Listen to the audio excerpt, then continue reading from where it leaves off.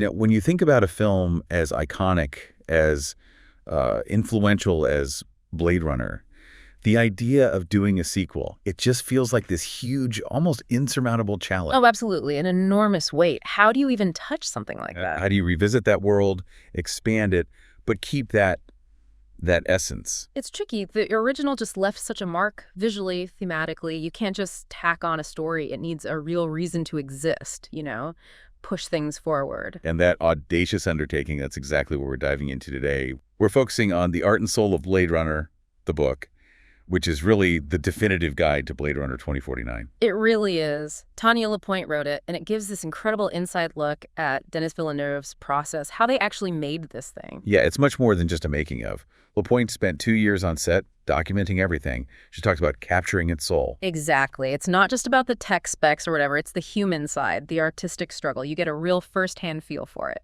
So that's our mission today. We're going to pull out the key insights from this amazing resource. We'll look at the sheer guts it took to make it, the incredibly detailed world they built. That brutal dystopian vision. The tech, the replicants, how they evolved. Yeah. And really connect with the characters' emotional journeys. All straight from the insights in The Art and Soul of Blade Runner, the book. Ready? Let's do it. And maybe start right there with that initial challenge. The book mentions Villeneuve's first reaction. He literally called the idea of a sequel insane arrogance. I can believe it. Imagine being asked that. Right. He felt trapped, apparently. What could you possibly add or leave out without messing it up? It's a massive psychological hurdle for a director. Totally. And just getting to that point, the book reveals it took, 7 years just to sort out the legal rights? 7 years. Elcon eventually got them, but still, 7 years. What does that tell you about the original's legacy? That's crazy. It says everything, doesn't it? It shows how valuable, how protected that Blade Runner property was. And even then, the book notes Ridley Scott was reluctant at first. He felt the original stood alone. Yeah, he thought it was never meant to have a sequel. But the crucial bit, and the book really highlights this, is that when Scott finally agreed, he gave Villeneuve total freedom. That wasn't just permission, it was trust. That's huge. Yeah. It let Villeneuve make his film, not just, a copy. Exactly. And you see that freedom in the story. Lapointe's book talks about the script collaboration between Hampton Fancher, who wrote the original. Amazing, they got him back. And Michael Green. They didn't just rehash things, they genuinely explored new territory, new ideas within that world. And the core theme, the book says it's a character-driven story with scope. It digs into those big existential questions again. Like that central question the book mentions. What it means to live in a world feeling like you don't have a soul and starting to want one. Wow, that really carries on the original spirit. Powerful stuff. And to tell that kind of story, you need the right team. The book talks about assembling that dream team. Harrison Ford coming back as Deckard was obviously massive. Essential, really. The book quotes Ford saying he found the role engaging, worthy, emotional, complicated, and interesting. So it wasn't just nostalgia. He saw real substance there. Which you definitely feel in his performance. And beyond Ford, Villeneuve brought in absolute masters. Roger Deakins, the cinematographer. Villeneuve calls him one of the best cinematographers of all time in the book. No argument there. His look is the film in so many ways. It's not just pretty pictures. It's storytelling through light and shadow. It carries the mood, the themes. So making this film was clearly this epic, intense creative process. And that's where The Art and Soul of Blade Runner, the book, is just invaluable, giving us that insider view. Absolutely. It really lets you appreciate the scale of the undertaking. Okay, so let's shift gears a bit. Let's talk about the world itself, because the book paints a pretty grim picture of 2049. Grim is putting it mildly. Harrison Ford, in the book, calls it a grim yet very interesting portrait of a possible future. He says, things have not gotten much better in terms of the ecology of planet Earth. Yeah, that really comes through. It's not just set dressing. It feels like a character. Definitely. The book talks about toxic air and water, extinct organic matter. Basic things we take for granted are incredibly rare. There's that great quote from John Nelson in the book about finding a wooden horse being like finding a Mickey Mantle baseball card. It just captures that sense of loss perfectly. Yeah, and you've got rising sea levels forcing people into these crowded cities. The off-worlds are irradiated. It feels disturbingly plausible, doesn't it? Uncomfortably so. And this decay, it has social consequences, too. Ridley Scott argues in the book that it's created this sort of condition of apartheid for the replicants. Right. He says they're a new race of people who should be accepted, should be equal. So the dystopia isn't just environmental. It's deeply social and political, too. And L.A. itself, it's transformed. The book described it as this megacity, but it's become cold and snowy. Which Villeneuve, apparently based on his Canadian background, he mentions being inspired by cold winter days where it snows, rains, and sometimes both at the same time. Gives it a whole different feel from the original's constant rain. And they built that massive Sepulveda seawall to protect the city. The book calls it a constant reminder of the dangers of living on Earth. A symbol of fighting a losing battle, maybe. And that feeds into the whole design philosophy. Dennis Gassner, the production designer, came up with this term, brutality and chaos. Oh, I like that. And the book says that phrase became the language pattern for all research, concept art, and set design. You see it everywhere. Like the LAPD building, that imposing mushroom shape. The book mentions it was meticulously crafted, using miniatures based on an old building. Exactly. It reinforces that bleak, almost totalitarian vibe. And then you have the Wallace Towers, described as 3 epic superstructures built to withstand the next 10,000 years. Yeah, with that aggressive sea blades architecture. It's intimidating. But then contrast that with the Trash Mesa, that eerie ship graveyard inspired by real ship-breaking yards in Bangladesh. The book says they achieved the realism by layering elements, adding rain, making it feel grimy and real. They really wanted it to feel lived in, didn't they? Not just futuristic fantasy. Totally. And the overall look, which the book calls neon noir, it's got that expressionistic lighting, dark silhouettes, atmospheric haze, that underlying sense of fatalism. But also glimmers of beauty in the decay.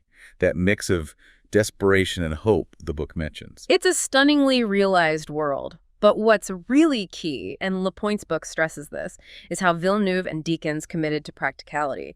They wanted to respect the Blade Runner tradition by filming the world in a practical way. Right, with a link with reality in every shot. It wasn't all green screen. Not at all. They used gigantic miniatures from Weta Workshop for the cityscapes. Alex Funke from Weta is quoted saying, "Miniatures have inherent flaws that you just can't reproduce digitally." Interesting point. Those imperfections add realism. They do. And the book also highlights the huge full-scale sets they built in Budapest, like the street market with up to 400 extras. They preferred real environments. It just makes such a difference. It pulls you into that brutal, chaotic, strangely beautiful world they created. It feels tangible. Okay, so we've got the environment, the look. But what about the tech and the replicants themselves? The book gives amazing insight into how those evolved too. Yeah, this is fascinating. Villeneuve made this deliberate choice, right? To reject a lot of our modern tech. He did. The book explains his idea was that the digital world was attacked sometime in the past, making people weary of using such technologies. So no widespread internet, no sleek smartphones, no 16.9 screens everywhere. Exactly. It creates this unique retro future feel, linking it back visually to the original Blade Runner, even though it's set 30 years later. It's a bold move. And even classics like The Spinner got an update reflecting that. The book says that it was the first thing the art department designed. Sid Mead's original vision was a paramilitary kind of police vehicle, and Villeneuve integrated elements of brutalism into the 2049 version. Makes it feel tougher, heavier. And the advertising. It's not just static billboards anymore. No, the book describes taking futuristic advertising to another level with these floating pods that generate holographic enhanced moving images. It's much more invasive, dynamic, constant visual noise. Okay, let's get to the replicants. How did they evolve over those 30 years, according to the book? Well, they're more refined now, designed to live as long as humans, and crucially, they have implanted memories to help with mental stability. Though the book notes, some still show signs of instability. It's not foolproof. Right, and you see that contrast. Think about Sapper Morton, the Nexus 8 replicant K confronts early on. He's an older model. Yeah, played by Dave Bautista. And the book mentions they aged Bautista using traditional stretch and stipple latex makeup to make him look authentically 60. Again, that commitment to practical, grounded effects. And then you have Officer K himself, KD6 3.7, the latest model. Ryan Gosling plays him as this soul-searching replicant, as the book puts it. Burdened by the moral conflict of his job, hunting down his own kind. His whole journey is about figuring out who or what he is. But maybe the most striking new tech, the book suggests, are the DGs, the digital companions. Yeah, the digital companions. Wallace Corporation designed them apparently to offer solace in a world of such brutality and solitude.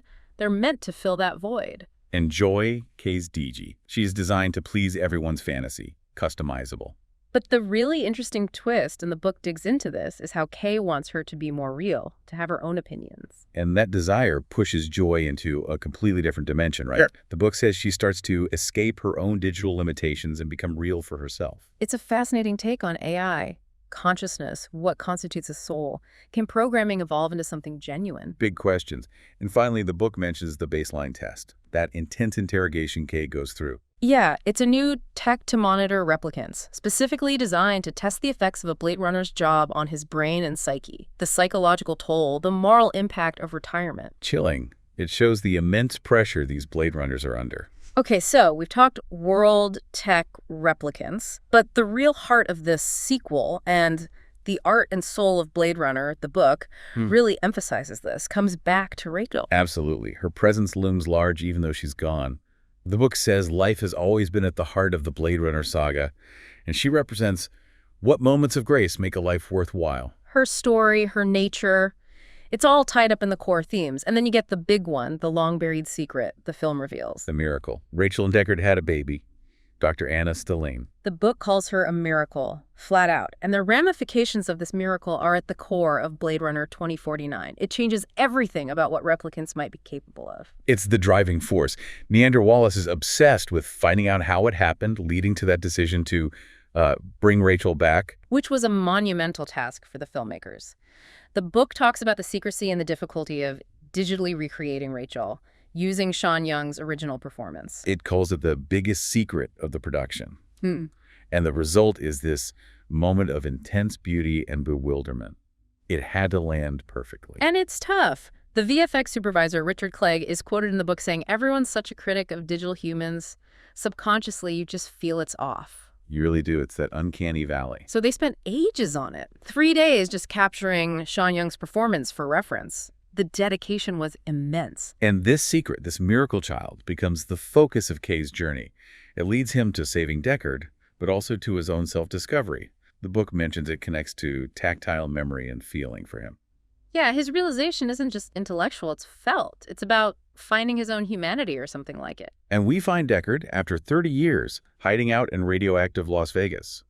The book calls it a dangerous and desolate place, but the safest way to protect Anna. That image of him alone in the ruins.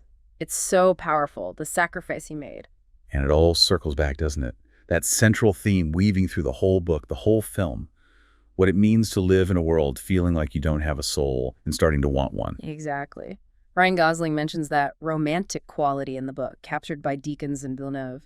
It's that search for meaning, for connection, for something real, no matter who or what you are. So we've journeyed through the art and soul of Blade Runner, the book, uncovering the incredible ambition behind Blade Runner 2049, exploring its harsh but stunning world, the thought-provoking tech, and those deep questions about life and identity. It really pushes you to think about what gives life value, doesn't it? Beyond just being born or made. Absolutely.